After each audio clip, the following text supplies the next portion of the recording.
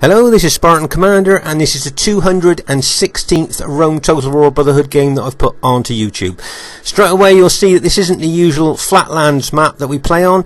This is the Germanic forest map. I like this map because you've got woods where you can spring ambushes from, but also you've got big wide open plains that you can have wide open battles on, so it's quite a good map.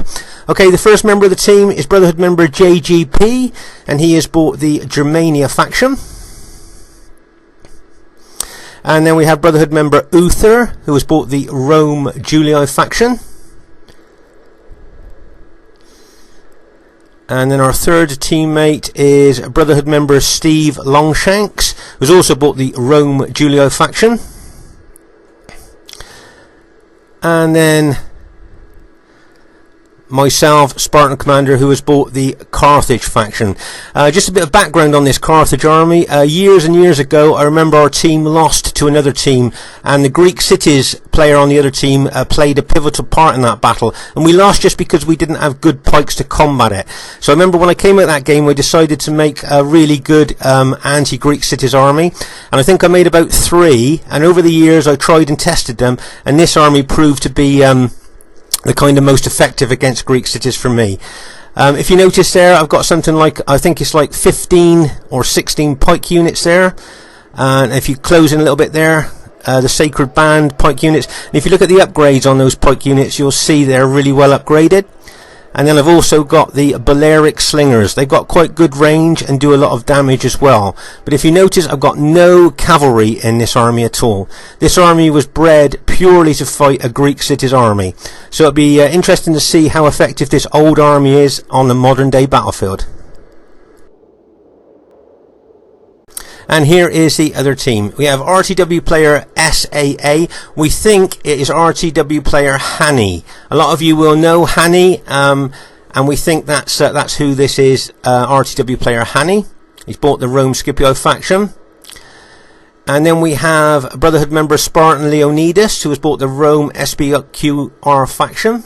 Nice to see Spartan Leonidas back on RTW. And then we have Brotherhood member Cal, who has bought the Rome Scipio faction. And then as we move into the wooded area there, the last team member is Brotherhood member TR. He calls himself Minor Walker, but it is Brotherhood member TR, and he has bought the Greek cities faction. As I say, it'd be interesting to see how well that Greek cities army does up against my custom built Carthage army there. So there's the other team. Looks like it should be a great battle for you to watch. At this stage of the battle, I thought we'd have a look at the visible units of the Germania army here. As you can see, he's got several units of chosen axemen. Now these guys are effective against armour, those axes are, and if used correctly they can cut wide swathes through Roman armies. As you can see, he's got a lot of those chosen axemen there. And then he's got his cavalry general. As you can see there, pretty tough cavalry general that is. But the rest of his units are hidden in the woods. That's what I said about this map. You've got a good combination of woods and wide open plains. So you can hide units in the woods and spring ambushes on your enemies. And my guess is he's going to have 3 really good, well upgraded berserker units and the rest of his cavalry units hidden in that wood. In those woods, and it'll be interesting to see when he brings them out as the battle develops. It should be interesting one to watch. Okay, right at the beginning of this game, our team decided we were going to be aggressive and attack, especially having Germania with us, which is a really, what you could call a rush army. Germania is not really built for defense. All their units are really built for attack. So as I said, the whole team decided that right at the beginning of this battle, we were going to be aggressive and attack. And especially if we can, if we could possibly isolate any of their team members there, that would be a bonus for us. But whatever happens, we are going to attack. This will be an aggressive battle from our team there. If you notice, Steve Longshanks had put cavalry units over there to cover my arrival to the rest of the team, just in case any of the enemy tried cavalry attacks on my units. Nice bit of teamwork there by Steve. And there's Uther there using his old school cavalry general there to try and harass and harangue the enemy team, which he's always very good at doing.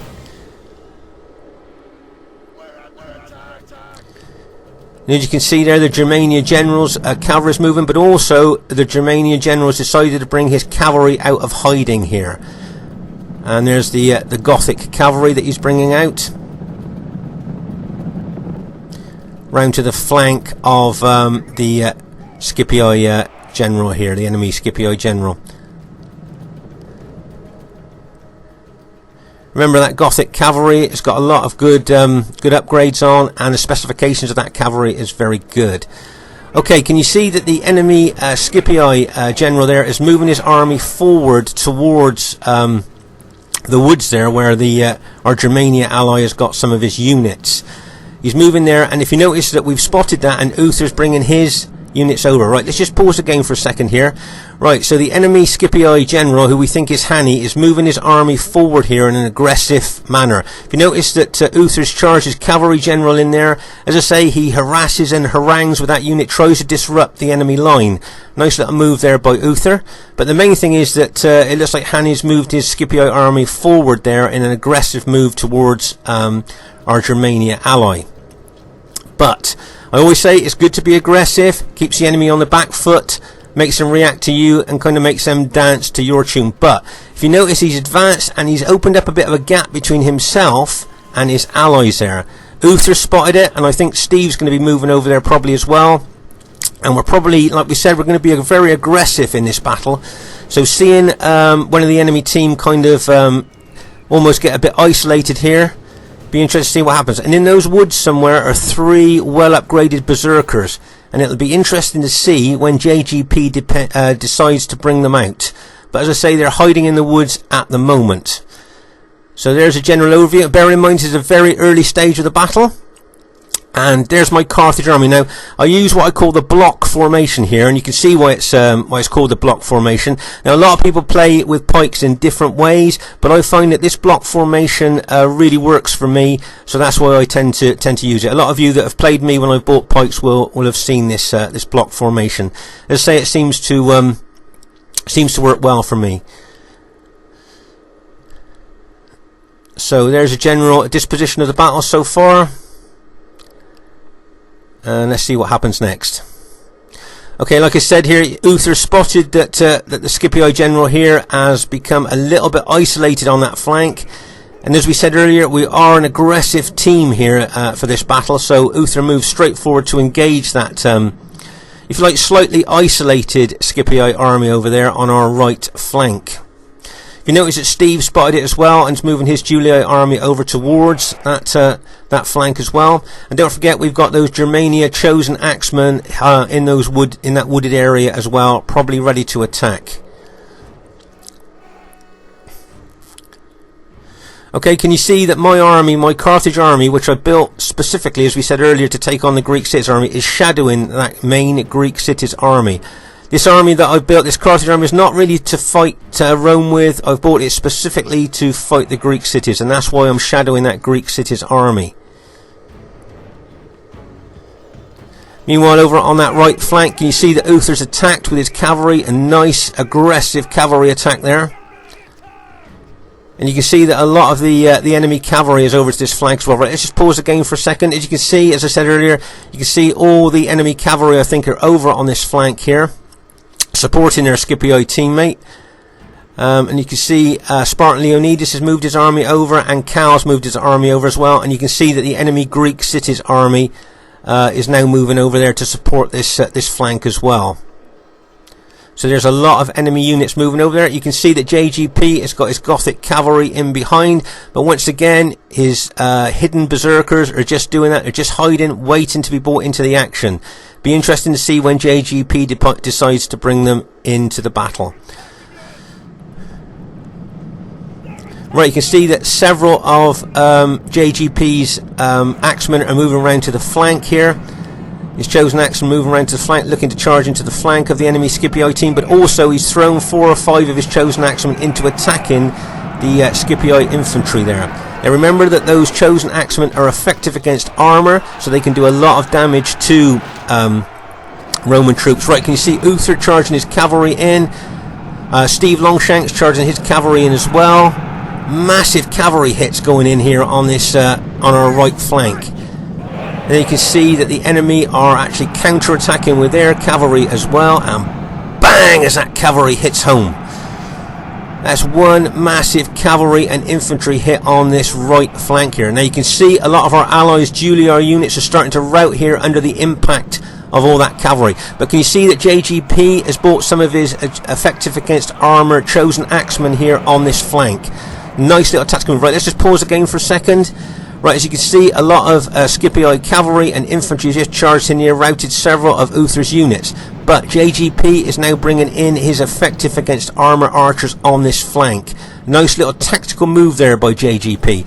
As you can see, the Greek city's army is moving forward to support his ally, and if you see, I've brought my Carthage army to try and neutralise and counter that Greek city's army. But I'd like to draw your attention to our left flank here. Can you see that Cal has moved his army on the left flank in action, and Spartan Leonidas is facing Steve as well. So Steve Longshanks on our left flank here could have played a pivotal part in this battle, because it looks like he's going to be double teamed here by Spartan Leonidas and Cal. So he's going to have to try and hold that area there, giving us time maybe to be able to take out the enemy on the right there. If you notice that JGP is bringing his Gothic cavalry in here. Remember what we said earlier, this cavalry has got great specifications, very underestimated cavalry, but if you look at their specs, you'll see they are a really good, strong cavalry, especially when attacking. So I notice he's bringing it in behind the enemy team there. I'm still waiting for those hidden berserkers to be brought into the battle, but I guess JGP is just waiting, biding his time to bring those powerful units in.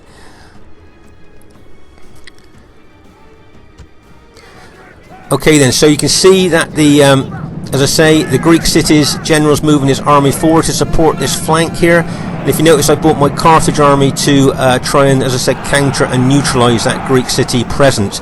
Right, over here on our left flank here, you can see Steve is being kind of fiercely attacked there by the Scipii general. Can you see my slingers here shooting loads of slingshots into the flank of that Scipii, those Scipii units there?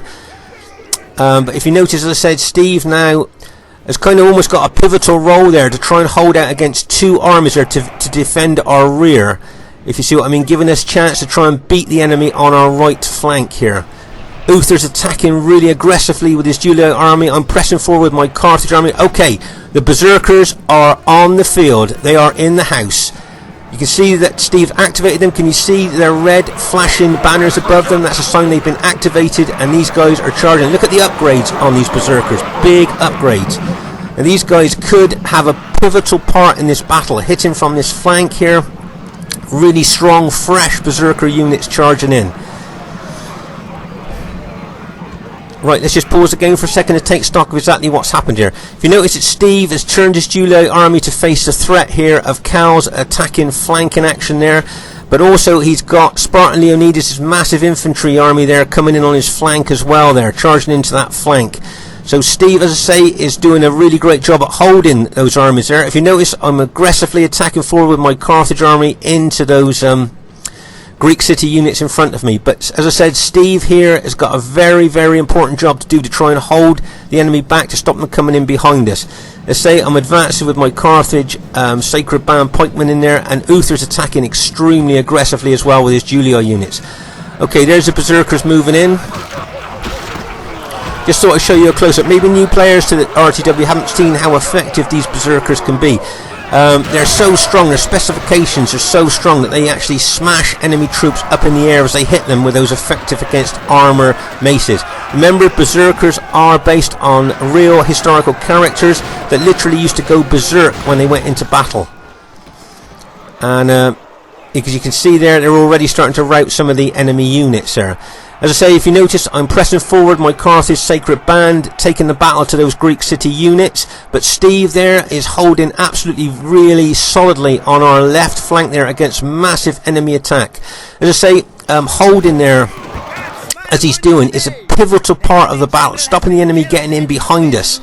If you notice here, I've put a line of Sacred Band there to join Steve's unit up to my army there to stop the enemy getting between us. But as I say, I'm pressing forward my Carthage Sacred Band there onto those Greek city units. We've got the Berserkers attacking. You can see Uther's units are really attacking aggressively. And as I say, I can't say enough about Steve here. Really aggressively holding our the enemy 2 armies there to stop them getting in behind us. As I say, really doing a pivotal, really being a pivotal part of the battle for us there. And as I say, Steve's under so much pressure there, it's making me be even more aggressive with my Carthage Sacred Band unit. They're trying to break those Greek city units. As you can see, those Berserkers smashing enemy units up into the air there, soldiers up into the air. But remember, if they come up against pikes that are actually facing them, then the pikes will kill them quite quickly. But wisely, JGP's bringing them in on the flank of engaged pike units there, so they're starting to rout.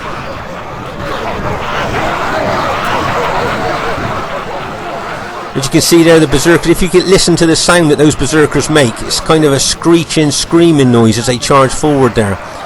There, can you see how they smash enemy soldiers up in the air with those effective against armour maces there? And bearing in mind that those Spartans have got fantastic specifications and excellent morale, plus 2 hit points, for those Berserkers to do that to them, that shows how strong those Berserker units are. Steve's still managing to hold it, still moving units around, stopping the enemy getting in behind us. Really good there. He hasn't got a lot of units left, but what he has got he's using extremely well there.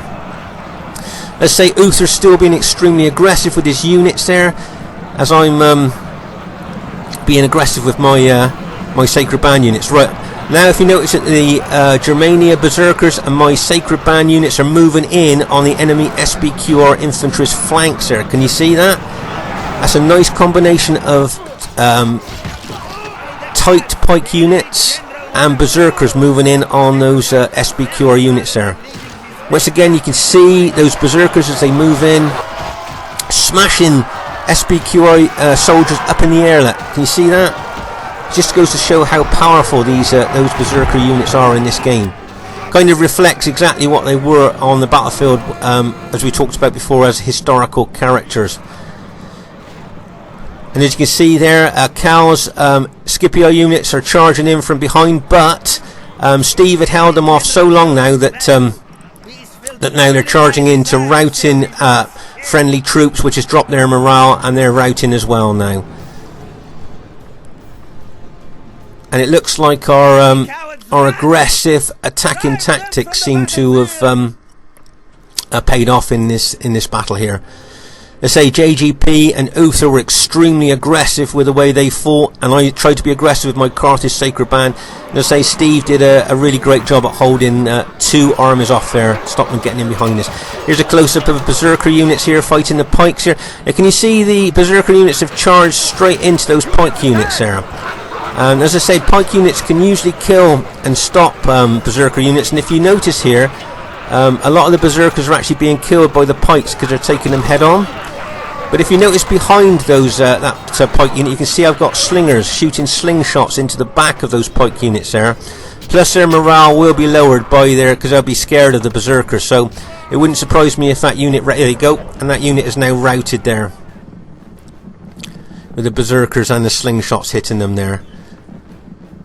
So I say that was a very intense battle there. As I say, our team right from the beginning, before we even started the battle there, we were saying we were going to be aggressive with the armies that we bought, and I think you could see that that kind of paid off for us there. This is a day of victory.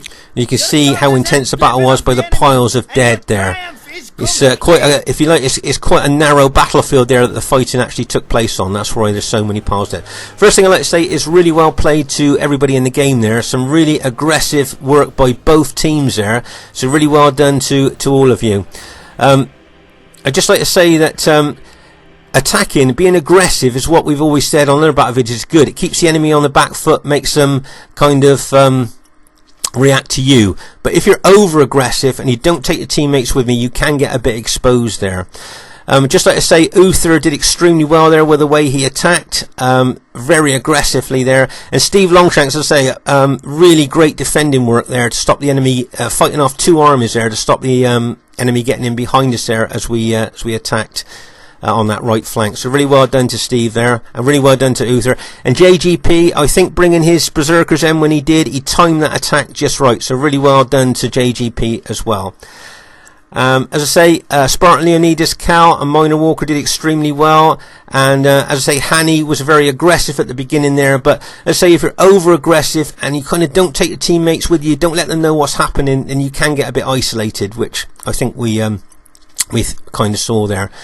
As I say, I think JGP got the highest kills in the game there with his Germania faction, so well done to him. I hope you enjoyed the battle. This is Spartan Commander saying bye for now.